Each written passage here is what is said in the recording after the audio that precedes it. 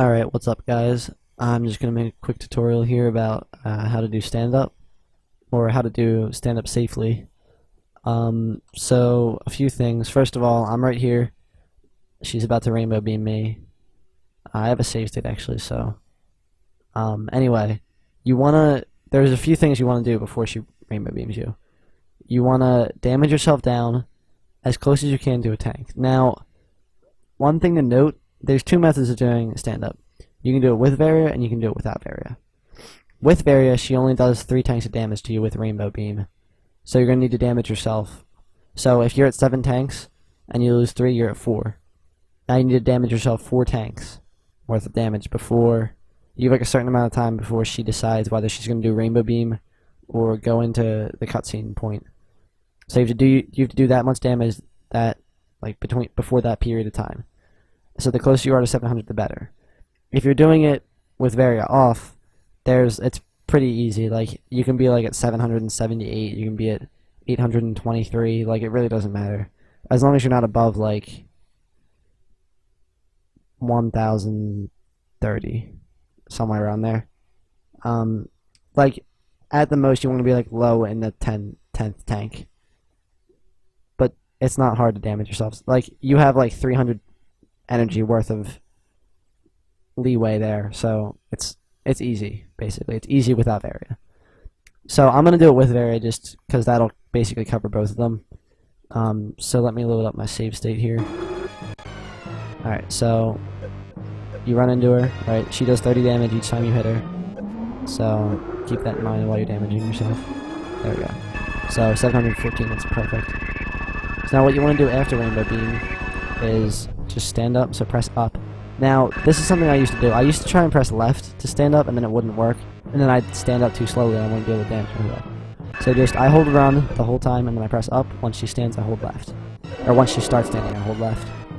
So you can see, watch my inputs, I press up. She starts standing, I hold left. And then, boom. So once you get below 1 tank, she'll go into cutscene mode. Now, here's something you want to watch out for. So, see, now I just got forced into crouching pose, and like, oh no, I'm screwed. Well, there's one way to fix this, and there are multiple times where you can get forced into the crouching pose. So the only way to fix this is to use X-ray. That stands you back up. Other than that, you can't get out of that pose. Well, yeah, I don't think so, unless the game does another pose change. So you want to just jump before the Metroid gets on screen, or you could also, what I like to do is I just space jump in place for a little while. That way you can do this, and it looks cool. A lot of people like to like wall jump on the wall and stuff, and like do a bunch of crazy stuff, bomb jump, like that stuff. Like, I guess you can do that, but it's a lot safer to just do one jump. Like, what I like to do actually is this. Once she gets close, and that almost always like keeps me safe. Now, if you're worried about like timing it properly, this is also just as safe, but sometimes you don't space jump. Alright, just don't like space jump against this wall. I always try and stay air. You want to be surrounded by air. Because there are times where I've gotten like forced into that position, I was like up against the wall, and then like I was up in the ceiling in the corner here, and like I got forced into the position, I was like partially in the wall, and then I got like screwed because the mother brain couldn't hit the Metroid. So, just be safe, don't be dumb, alright? So, be in the air when it comes on, there you go. Alright, so, right here, there's no point in damaging her. You can damage her. I don't want to get hit. There you go, you can damage her, but there's no point. She hasn't switched to her Mother Brain 3 health. Right now, she's still at 0 health. I'm just putting her more 0. So, I like to stand where her slobber lands, and then what I do is once she turns that like disgustingly gray-ish thing, that's when you start shooting her. That's when I start shooting her. So wait, she just turned the color, so start shooting her. And then what you want to do is you want to make sure that you're off the ground right here, or else you get forced onto the pose. And this visual cue that I use ensures that you'll be off the ground. So, because you have just enough time to do 2 shots. So 1, 2, and then you get 4s and goes in 3. And it just doesn't interrupt anything at all. 5, 6. It's 40 shots in total. So this is how I do the stand-up. And then I like to like guarantee that I have a full charge. Because if you miss a charge shot, that's like a huge waste of time. And I do one upward one like this. I usually miss it for some reason.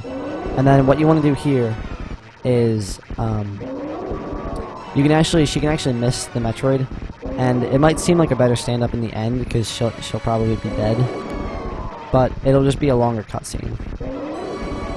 See, like, look right there. I got her stuck. Now what do I do? You know, she can't hit the Metroid. I can't bring the Metroid back down. What do I do? You know, it's a soft lock. So you gotta be safe. Alright? So let me show you the way. So let me show you what I do to be safe during the second phase of the cutscene. Is what I like to call it. There's the solid phase and there's the unsolid phase.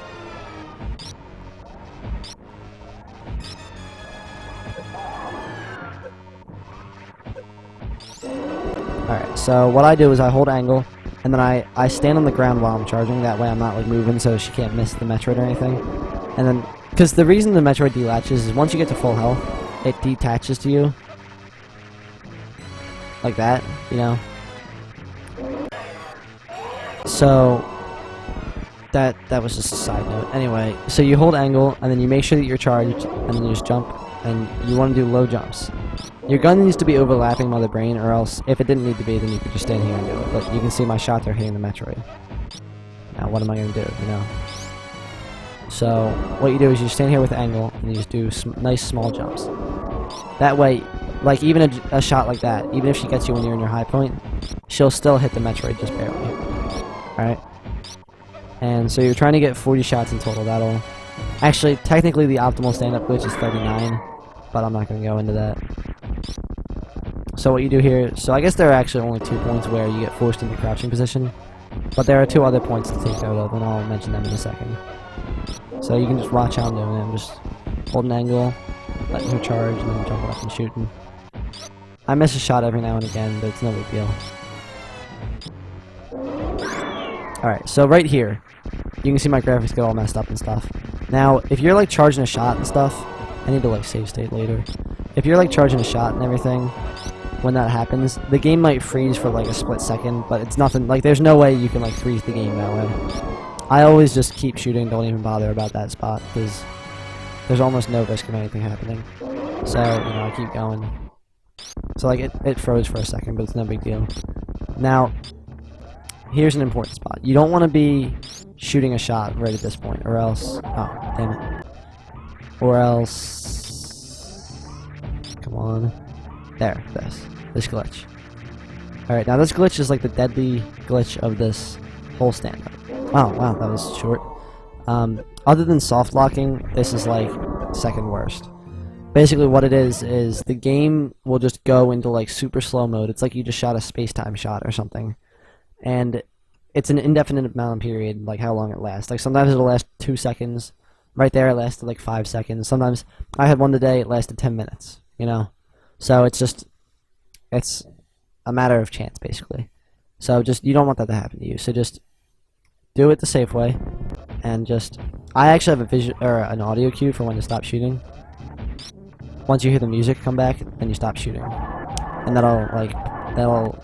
You might miss like 1 or 2 shots. So the music came. There you go. So yeah, I guess that's all that there is to talk about.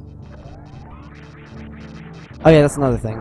I usually hold a charge, and I don't really know why, but sometimes it like soft locks it, or sometimes it makes the glitch happen, and other times it doesn't.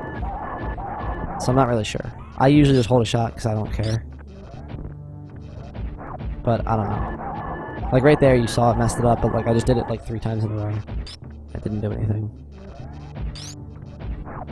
It's mostly about having a shot on screen. See, like that. Let me try and get it so that it's like really bad, actually. There we go. That was a good one.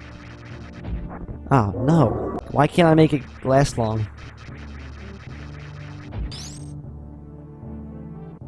Wow, okay. Yeah, every time I pressed shoot again, it would just fix it. That was weird. And then just press shoot.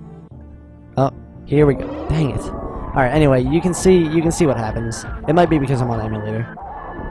Anyway, I guess that's all there is to explain, and then I guess I'll go over real quick why optimal stand-up is actually 39 shots. When you do 40 shots, sometimes Mother Brain will like back up and walk forward a couple times before dying.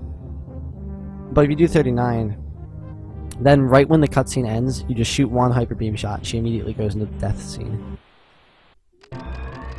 So that's why it's faster to do 39 than shoot. Actually, I think almost always she backs up a couple times before dying if you do 40 shots during stand-up. So yeah, that's it.